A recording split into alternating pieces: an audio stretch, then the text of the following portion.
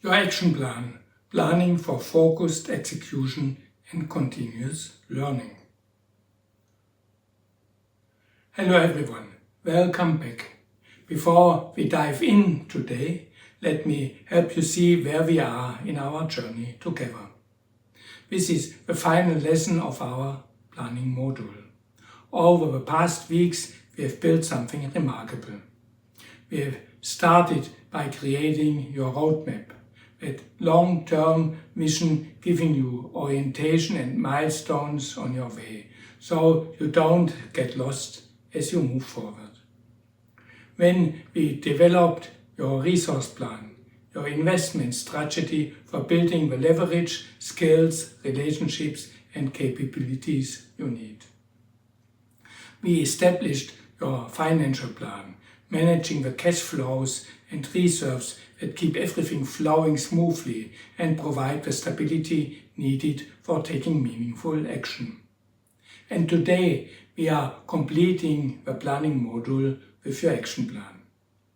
This one goes into a more detailed, focused approach, because action should be focused. While your roadmap gave you the big picture and your resource plan built your capabilities, your action plan breaks everything down into concrete, executable steps. After this lesson, we'll move into our execution module, where we'll explore how to actually execute these plans with consistency and power. But now we still focus on planning that action intelligently. So when it's time to execute, we can move with both speed and confidence. Let's begin. Defining action, understanding what makes action effective. Before we can plan action effectively, we need to understand what action actually is. Action isn't just doing things or being busy. Effective action has 4 essential dimensions that work together. Number 1, focus. Action requires concentration on a specific target or goal. When you are truly in action, you are not scattered across multiple directions. You are channeling your energy and attention towards a clear outcome. Focus is what transforms general activity into purposeful action. Without focus, you have motion but no direction. You are busy but not effective. Number 2, speed. Action has velocity. There is a tempo, a pace of movement. Speed matters because timing matters. Opportunities have windows and momentum builds when you move at the right pace. This doesn't mean rushing blindly. It means moving decisively once you have made your decisions. Speed is about commitment and follow through without endless hesitation. Momentum is number 3. Action builds on itself. Each step you take creates energy and capability for the next step. Momentum is what carries you through obstacles and makes difficult things achievable as you progress. Momentum is why consistent small actions often outperform sporadic heroic efforts. Once you have momentum, everything gets easier. And then, number 4, impact. Action creates change in the real world. It has consequences and produces results. Impact is how you know your action matters. You can see and measure the difference it makes. Without impact, you might be moving, but you are not actually changing anything. True action transforms reality. These 4 dimensions must work together. When planning action, you need to consider all 4. Focus tells you where to direct your energy. Speed determines how quickly you move once committed. Momentum shows you how to sustain progress over time. Impact measures whether your action actually matters. A good action plan creates the conditions for all 4 dimensions to work in harmony. The natural rhythm, focus and relaxation. Here's something crucial. Focus and relaxation work together like breathing. You need to breathe in and you need to breathe out. You cannot hold your breath indefinitely. Focus, breathing in. When you focus, you bundle your energy to get things done. You concentrate intensively on a specific target. Your attention narrows, your energy channels toward a clear purpose. That is like breathing in. You are gathering, concentrating, compressing the resources you need. Relaxation, breathing out. But you also need to open up and relax your focus. This isn't laziness or weakness, it's essential for your mind to function well. During relaxation, your mind crunches and organizes all the impressions your senses have collected and saved in your short-term memory. Your mind is processing, making connections, integrating new information with existing knowledge. This is when insights emerge, when you suddenly understand and integrate information you let pass by during the focused phase. Creative solutions appear that break free from a narrow frame of your focused attention, what people call out-of-the-box thinking. These breakthroughs don't happen when you are forcing yourself to think harder. They emerge naturally when you relax and allow your mind to make surprising connections. You cannot sustain one without the other. Just as you cannot breathe in continuously without breathing out, you cannot focus continuously without periods of relaxation. If you try, you will become exhausted and burn out. You will lose clarity and make poor decisions. You will miss important insights that only emerge during relaxation. And you will reduce your capacity for sustained high performance. Understanding action chunks, the smallest meaningful unit of action. Now that we understand what action is, we need to define how to break action into manageable units. This is where action chunks come in. What is an action chunk? An action chunk is a set of activities to reach the next interim target, which cannot be sliced further. If you try to slice it further, you would receive a bundle of activities that do not add up to action as we defined it before. They might take effort, they might induce motion, but they wouldn't unite all 4 dimensions: focus, speed, momentum and impact. An action chunk is the smallest meaningful unit that still qualifies as true action. The characteristics of an action chunk. It targets a specific interim objective. Every action chunk aims at achieving something concrete. It's not just work on the project. It's complete the first draft of a proposal, or conduct 3 customer interviews, or set up the testing environment. Number 2, changes of a state of affairs. When you complete an action chunk, reality is different. Something tangible has changed. You have created something, moved something, influenced something. The world is miserably different than it was before. Number 3, it creates a stable new reality. The change you have created is solid enough to build upon. It won't just evaporate. This new state of affairs can be consolidated. It's a plateau you can stand on before taking the next step. Number 4, it cannot be meaningfully split.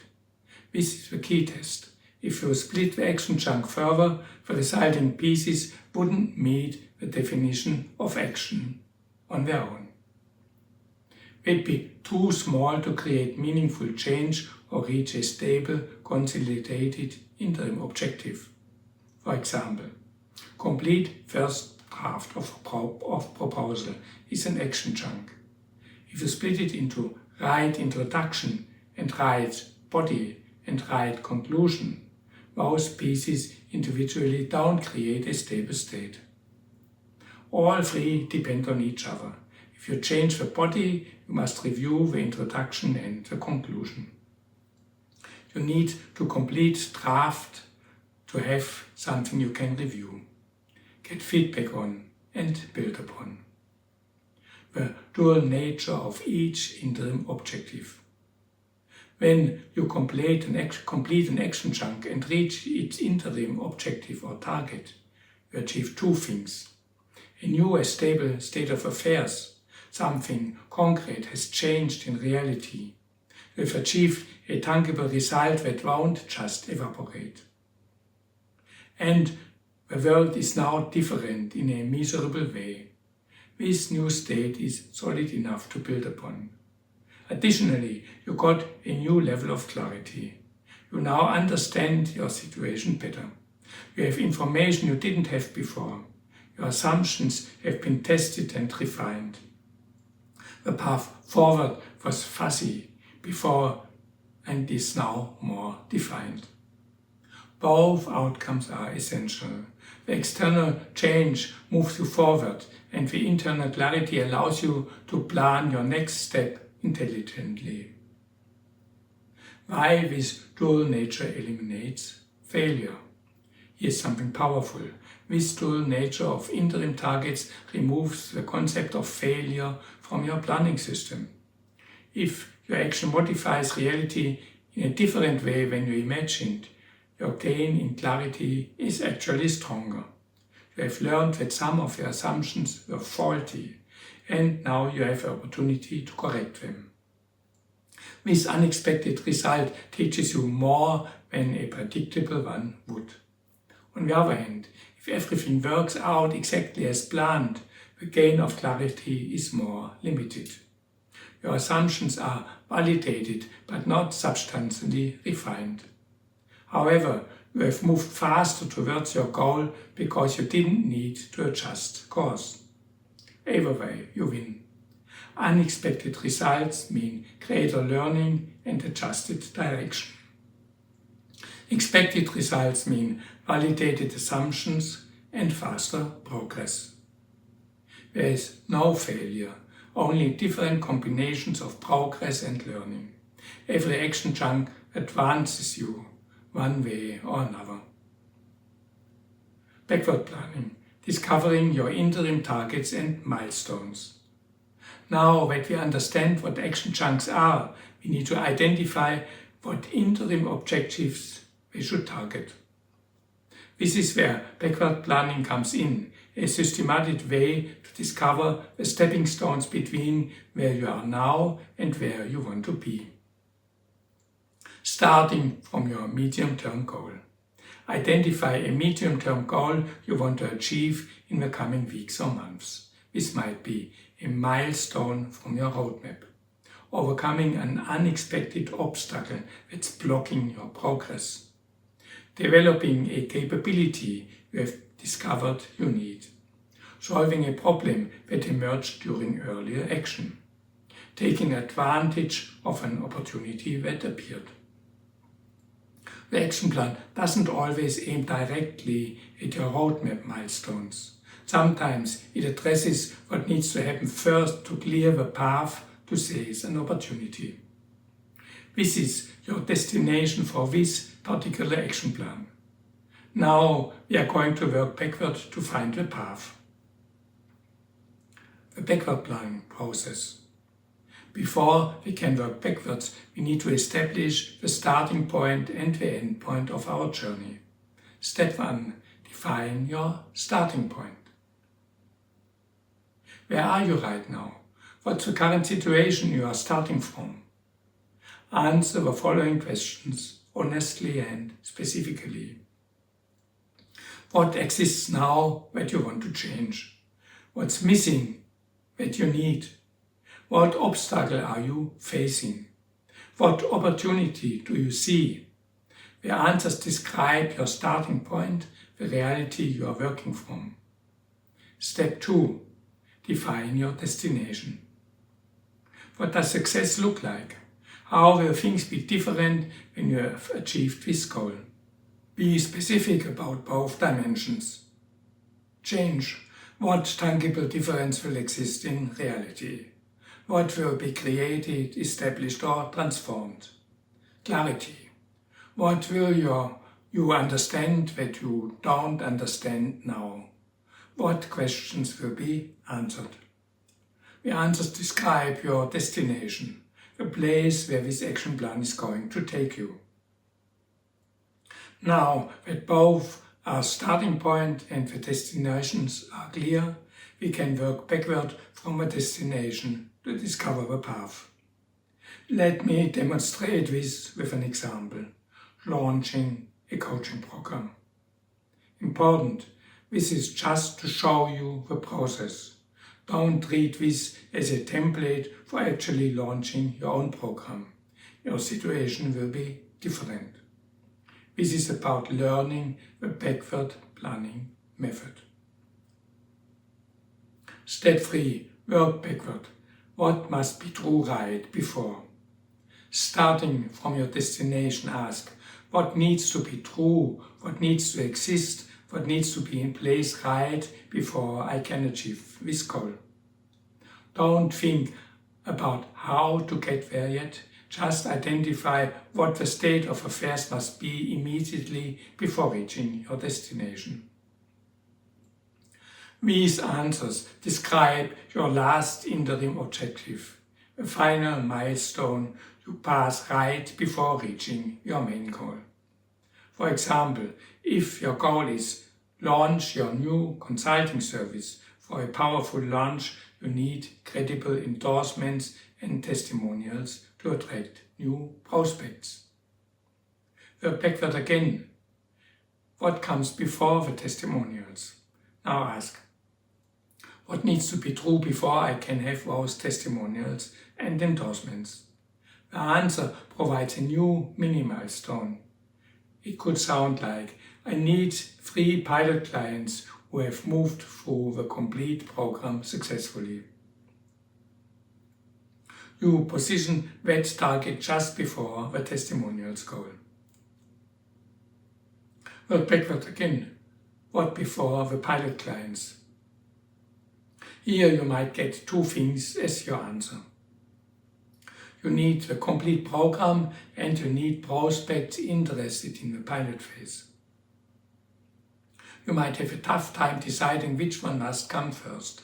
In this case, you can resolve the problem by adapting the previous step slightly. Instead of, I need 3 pilot clients and move them through a complete program successfully, adjust it to, I need 3 pilot clients and refine the program together with them while moving through the program outline. After that adjustment, your next milestone becomes, I need 3 pilot clients interested in moving with me through the program and helping me finalize it. Work back again. What before attracting pilot clients? The answer could sound like, I need a small audience, maybe 20 people, who trust me and have enough confidence to join me in the pilot run. Work backward again. What before building trust? The answer, I need clarity about the benefits I provide to my clients and a clear outline of a program showing how it will deliver those benefits. Your first action chunk. The answers from this last round defines your first step. Draw up a clear outline of a program and connect each lesson and module to a benefit and transformation your clients desire. This is your first action chunk, detailed, concrete and ready to execute. How interim objectives emerge from backward planning. Notice what happened. We didn't arbitrarily decide what the interim objectives should be. We discovered them by asking what must logically exist before each subsequent goal can be achieved. Each interim objective represents a stable state of affairs, something concrete that exists and can be built upon, and a new level of clarity, understanding that makes the next step visible. The interim objectives aren't random checkpoints. They are necessary prerequisites that emerge from the logic of your situation. Interim objectives become action chunk targets. If you do this backward planning process right and thoroughly enough, each interim target you identify will correspond to an action chunk, or more precisely, it defines the targeted outcome for an action chunk. Think about it. Each interim target is a stable state of affairs that can't be split further without losing meaning. Each interim target requires a focused set of activities to achieve. Each interim target creates both external change and internal clarity. This is exactly what we define as an action chunk above. So, your backward planning process doesn't just create a list of goals, it reveals the natural action chunks you need to execute. Each interim target becomes the target for one focused period of action, defining each interim objective with both dimensions. For each interim target you identify through backward planning, explicitly define the change you want to achieve. What tangible difference will exist? What will be created, established or transformed? How will you know this change has occurred? The clarity you want to gain. What do you need to learn or understand? Which assumption will you test? What will become clearer after achieving this interim objective? This dual definition ensures each interim target serves both purposes, moving you forward and making you smarter about your path. Detail decreases with distance. Here's an important observation. You need much more clarity and detail for your current step, while the description and planning for further steps becomes increasingly general. Why does this happen? Because you learn while executing each action chunk. After completing your first interim task, you will see whether the forecasted result was accurate. Both sources of information, the learning you gained and the exact knowledge of the actual result, empower you to refine your planning for further steps. The progressive refinement helps maintain a strategic view by providing flexibility in light of fresh information generated by our activities. The rhythm of backward planning. Backward planning creates a powerful rhythm. Execute an action chunk with complete focus. Then take a breath, relax and open up. Allow your conscious and subconscious mind to do their work, processing what happened, integrating new information, testing assumptions against reality. This creates a refined plan, now clear and actionable for the next chunk of action.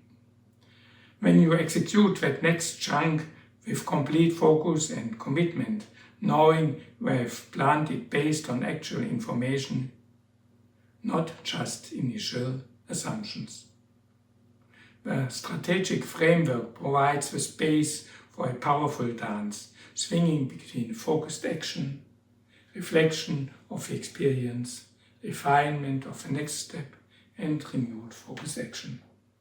The rhythm creates momentum and propels you forward, even when resistance arises. Moving through action chunks while gaining clarity step by step. Let me share an example from just last week that demonstrates this entire process in action. The problem, the starting point.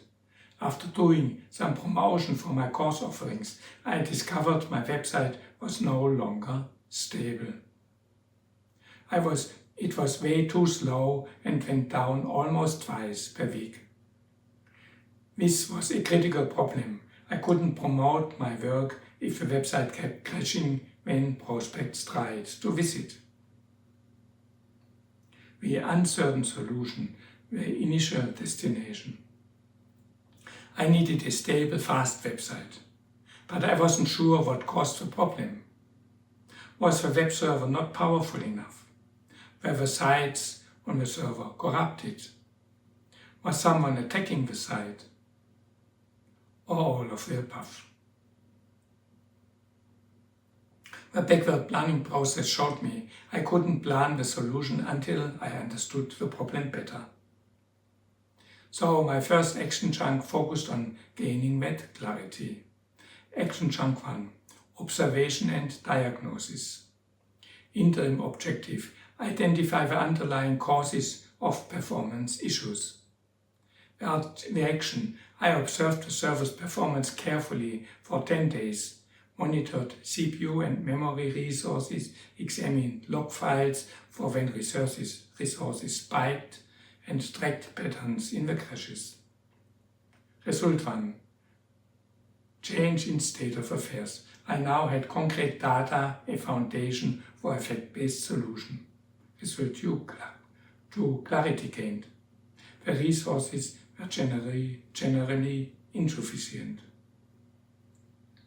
I wasn't completely sure whether it was mainly memory or CPU. The CPU was running out of resources, but I suspected the real issue might be lack of memory, causing excessive disk swapping. I also noticed that one site had a configuration problem I hadn't fully resolved before, because it had been working anyway. Action chunk 2. Server migration strategy. The interim objective. Set up a new server and migrate the sites. Action. I provisioned a new, more powerful server and moved sites one by one, starting with sites that had no known configuration problems. Result 1. Change in state of affairs. The new server was operational and all sites except one migrated successfully. Result 2. Clarity gained. The sites without configuration problems migrated easily. The old server's load decreased as expected. The problematic site failed completely on the new server, confirming my suspicion of configuration corruption. Action chunk 3. Rebuilding the problematic site. The interim target. Get the problematic site working properly on the new server. The action. I rebuilt the site completely from scratch. Fresh WordPress installation, new database, and recreated all pages and posts using templates from the original. Fortunately, the site was slim, making this feasible. Result 1. Change in state of affairs. All sites now running on a stable server performing well. Result 2. Clarity gained. I gained an important insight beyond just solving the immediate problem. I need to monitor server resources more carefully as traffic scales to catch issues before they become critical. Takeaways. Notice how this unfolded. I couldn't plan everything upfront. I had to diagnose first to understand what I was really dealing with. Each action chunk provided the clarity I needed for the next one. The observation phase revealed the need for migration. The migration attempt revealed the need for a complete rebuild. There was no failure here. Even the site that wouldn't migrate gave me valuable information that led to the right solution. The rhythm worked. Focused action, then reflection, then refined planning, then focused action again. This is progressive refinement in practice. I couldn't have detailed the rebuild from scratch step before attempting the migration. The clarity came from taking action. Both outcomes mattered. The external result is a stable website and the internal result is understanding how to monitor and prevent these issues in the future. This is exactly how action planning works in real life. Strategic framework, focused execution, learning, refinement and forward progress. Your assignment this week. Now it's your turn to apply this framework. I've created a detailed action planning worksheet that guides you step by step through the entire process. You'll find the download link below. The worksheet will walk you through choosing your problem, working backward to identify your interim target, and planning your first action chunk in complete detail. When, and this is the important part, actually execute that first action chunk this week. Don't just plan it, do it. Experience how this process works in real life. Preview. Transformation through action. In our next module, we move from planning to execution, from preparation to action. And this is where something profound happens. Action doesn't just improve your environment. It doesn't just solve problems or achieve goals. Action fundamentally transforms you. Stay curious. Learn how that works. See you in Module 5.